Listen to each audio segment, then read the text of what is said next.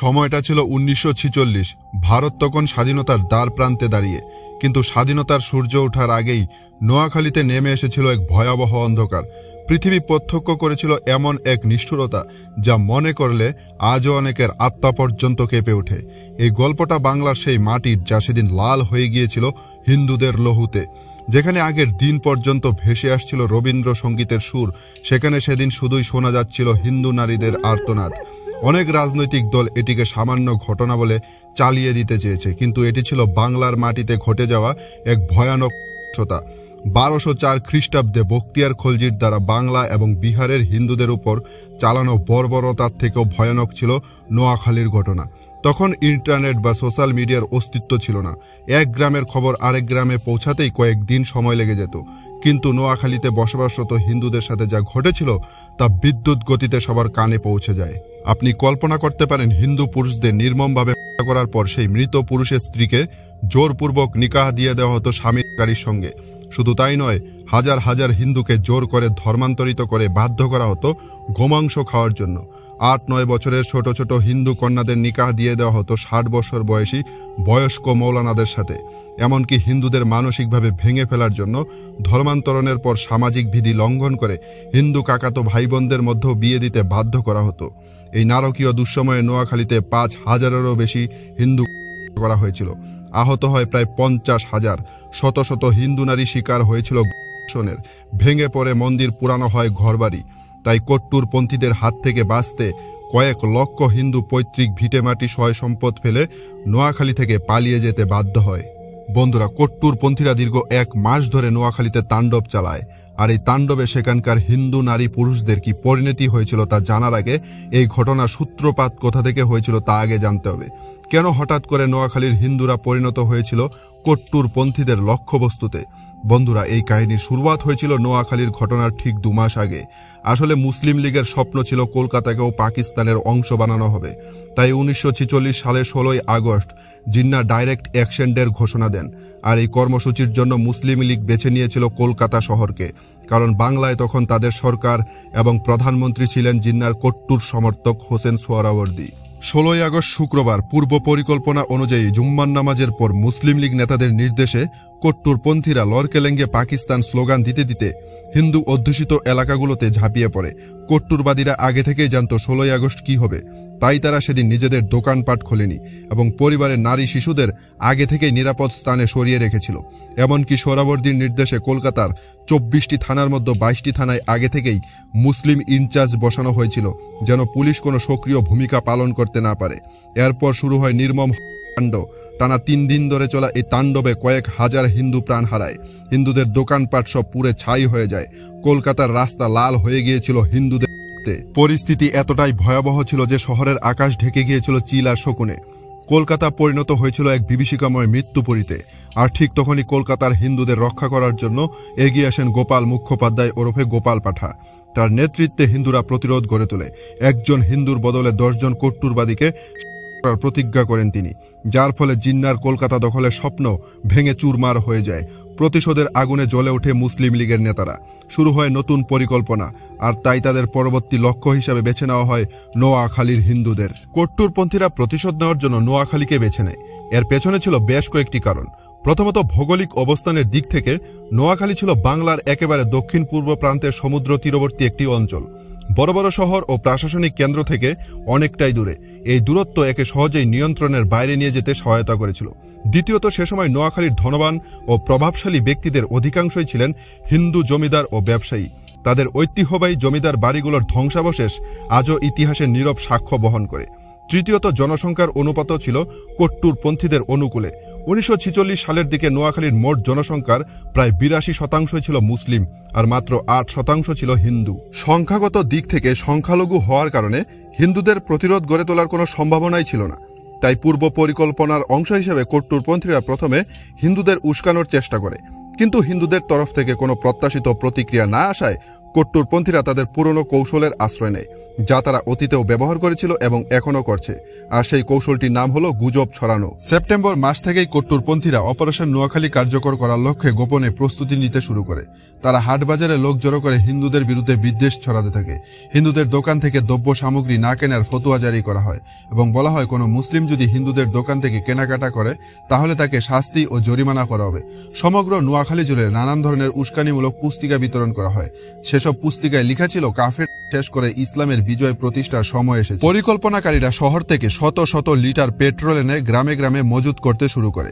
হিন্দুরা যেন নোয়াখালী ছেড়ে পালাতে না পারে সেজন্য আগে থেকেই প্রধান সড়ক ও নদীপথে পাহারা বসানো হয়।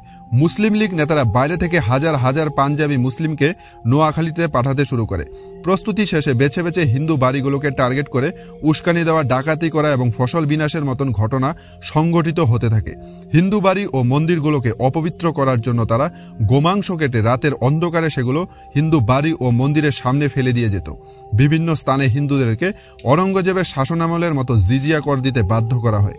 এসব ঘটনা দেখে নোয়াখালীর হিন্দুরাও বুঝতে পারে যে বড় কিছু ঘটতে চলছে, কিন্তু তাদের কিছুই করার ছিল না, কারণ তারা ছিল মোট জনসংখ্যার মাত্র 18%। কিন্তু সংখ্যায় কম হওয়া সত্ত্বেও নোয়াখালীর একজন সাহসী হিন্দু ব্যক্তি প্রতিবাদে এগিয়ে আসেন।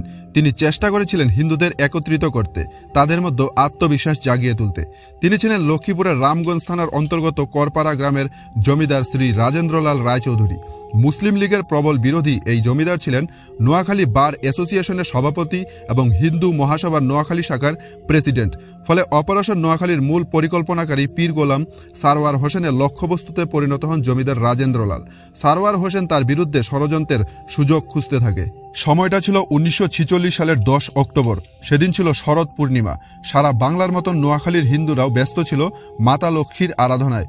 প্রতি বছরের মতন জমিদার রাজেন্দ্রলালের বাড়িতেও বড় করে লক্ষ্মী পুজোর আয়োজন হয়।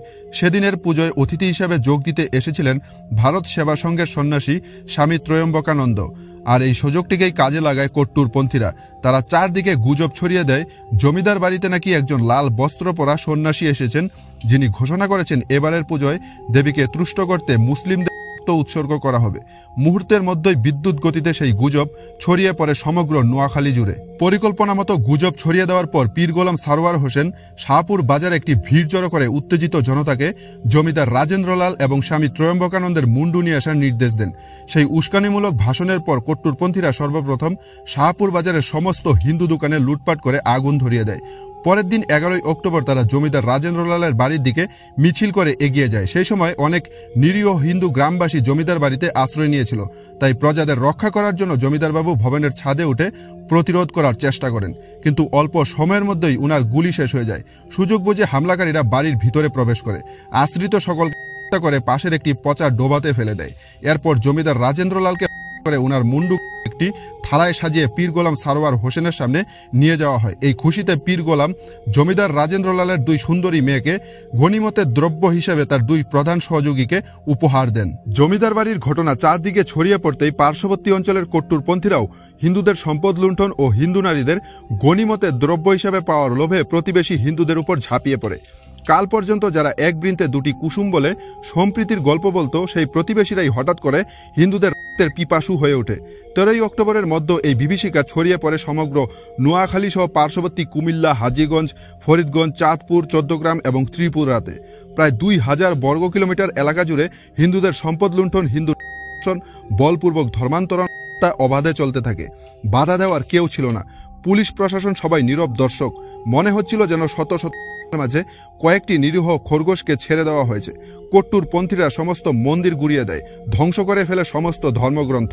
কট্টরপন্থীদের প্রধান লক্ষ্যে পরিণত হিন্দু ডাক্তার, উকিল, জমিদার, ব্যবসায়ী সহ প্রতিষ্ঠিত ব্যক্তিরা, কারণ তাদের কাছে ছিল সম্পদ এবং এ সমস্ত পরিবারের নারীরা ছিল সুন্দরী। কুখ্যাত কাশেম বাহিনী ও পীর গোলাম সারওয়ার হোসেনের ব্যক্তিগত দলবল, যাদের মিয়ার ফৌজ বলা হতো, তারা গ্রামে গ্রামে ঘুরে সুন্দরী হিন্দু মেয়েদের অপহরণ করতে থাকে। কেউ বাধা দিতে এলেই করা হতো বাড়ির পুরুষ সদস্যদের। যেসব হিন্দু পরিবার ধর্ম থেকে রাজি হতো সেসব পরিবারের পুরুষদের জীবিত রাখা হতো, কিন্তু যেসব পরিবার ধর্ম থেকে রাজি হয়নি সেসব পরিবারের পুরুষদের করে গাছে উল্টা ঝুলিয়ে বাড়ির নারীদের তুলে নিয়ে যেত কট্টরপন্থীরা। হিন্দুদের পালিয়ে যাওয়ারও উপায় ছিল না, কারণ আগে থেকেই তারা রাস্তায় পাহারা বসিয়ে রেখেছিল। ধরা পড়লেই নিশ্চিত মৃত্যু। হিন্দুদের সামনে তখন 3টি পথ খোলা ছিল, হয় পালিয়ে জীবন বাঁচানো, না হয় ধর্মত্যাগ, আর না হয় মৃত্যু। নোয়াখালীতে পুরুষদের তুলনায় বেশি অত্যাচারের শিকার হয়েছিল নারীরা। তাদের উপর চালানো নির্যাতন মধ্যযুগের বর্বরতাকেও হার মানাবে।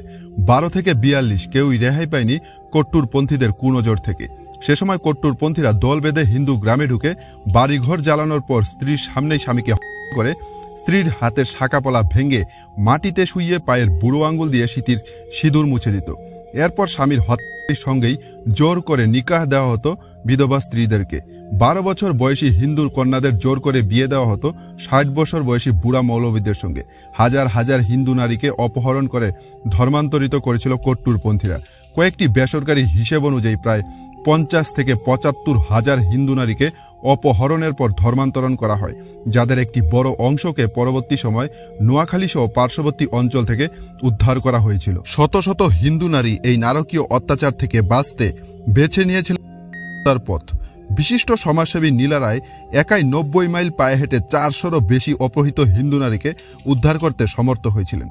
কংগ্রেস নেত্রী সুচিতা কৃপালিনীও অপহৃত হিন্দু নারীদের উদ্ধার করে রিলিফ ক্যাম্পে নিয়ে আসার ব্যবস্থা করেন। আর সুচিতা দেবীর এই কাজে তেলে বেগুনে জ্বলে ওঠে পীর গোলাম সারওয়ার হোসেন। সে প্রকাশ্যে ঘোষণা করে যে সুচিতাকে করতে পারবে তাকে গাজী উপাধি দেওয়া হবে।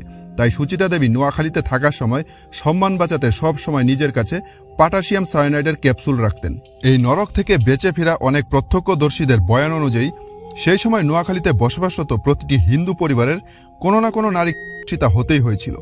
নোয়াখালীর হিন্দুদের বাঁচাতে এগিয়ে আসা সুচিতা কৃপালিনী এবং ওনার স্বামী তৎকালীন বাংলার গভর্নর ফেডরিককে এ বিষয়ে প্রশ্ন করলে নির্লজ্জের মতন গভর্নর ফেডরিক উত্তর দিয়েছিলেন, হিন্দু নারীরা মুসলিম নারীদের তুলনায় অধিক সুন্দরী তো হবেই। এসবের পাশাপাশি সমগ্র নোয়াখালী সহ পার্শ্ববর্তী অঞ্চল জুড়ে চলতে থাকে অবাধ ধর্মান্তরণ। হিন্দু পরিবারগুলোকে ভয়ভীতি দেখিয়ে ধর্ম থেকে বাধ্য করা হতো। শুধু ধর্ম পরিবর্তন করলেই চলতো না, প্রমাণ দিতে হতো যে তারা খাঁটি মুসলমান হয়েছে। আর প্রমাণ হিসাবে গোমাংস ভক্ষণ ও পরিবারের কন্যাদের মুসলিম পুরুষদের সঙ্গে নিকাহ দেওয়ার ফতুয়া জারি করেছিল কট্টরপন্থীরা। ধর্মান্তরিত হিন্দুদের মেনে চলতে হতো কঠোর ইসলামী বিধিনিষেধ, যেমন পুরুষদের 5 ওয়াক্ত নমাজ পড়া, দাড়ি রাখা, ইসলামী বেশভূষা ধারণ এবং নারীদের বুরকা পরা ছিল বাধ্যতামূলক। তাদের প্রত্যেকের পূর্বের হিন্দু নাম পরিবর্তন করে নতুন করে আরবি নামকরণ করা হয়। যেমন অমলচন্দ্র হয়ে যেতেন আব্দুল, আর সবিতা দেবী হয়ে যেতেন সখিনা বিবি। এমনকি গ্রামের প্রধান মৌলবীর অনুমতি ছাড়া গ্রামের বাইরে যেতে পারত না ধর্মান্তরিত হিন্দুরা। 2022 সালের জনগণনা অনুসারে বর্তমানে নোয়াখালী জেলার মোট জনসংখ্যার মাত্র 4.06% মানুষ হিন্দু ধর্মের অনুসারী। অথচ 1946 সালে হিন্দুরা ছিল মোট জনসংখ্যার 18%। তাহলে এখন প্রশ্ন হচ্ছে, বাকি 16% হিন্দু কোথায় গেল? আর এই প্রশ্নের উত্তর হলো ধর্মান্তরণ। 1946 সালে নোয়াখালীর সেই দিনগুলোতে প্রায় 4 লক্ষের মতন হিন্দুকে ধর্ম পরিবর্তনে বাধ্য করা হয়। এমনকি কোনো কোনো গ্রামের 95% হিন্দুদের ইসলামে কনভার্ট করেছিল কট্টরপন্থীরা। আর এই বলপূর্বক ধর্মান্তরণের ইতিহাস বহু পুরনো। 1204 খ্রিস্টাব্দে বখতিয়ার খলজির বাংলা আক্রমণের পর থেকেই এ ধরনের ধর্মান্তরণ ধারাবাহিকভাবে হয়ে আসছে। বামপন্থীদের মতে উচ্চবর্ণের হিন্দুদের অত্যাচারে নিম্নবর্ণের হিন্দুরা স্বধর্ম ত্যাগ করে ইসলাম গ্রহণ করেছিল। কিন্তু নোয়াখালীর এই ঘটনা বামপন্থীদের মুখোশ খুলে দেওয়ার জন্য যথেষ্ট। যাই হোক বন্ধুরা, আশা করি আমার এই ক্ষুদ্র ভিডিও থেকে নোয়াখালীর লুকিয়ে ফেলা ইতিহাস সম্পর্কে অল্প কিছু হলেও আপনারা জানতে পেরেছেন। তাই এই বিষয়ে আপনাদের গুরুত্বপূর্ণ মতামত অবশ্যই জানাবেন। এবং আপনারা যদি এই ধরনের ভিডিও দেখতে ভালোবেসে থাকেন তাহলে এই চ্যানেলটিকে সাবস্ক্রাইব করতে একদমই ভুলবেন না। দেখা হবে নেক্সট ভিডিওতে। ততক্ষণ পর্যন্ত বাই বাই বন্ধুরা। জয় হিন্দ, জয় ভারত।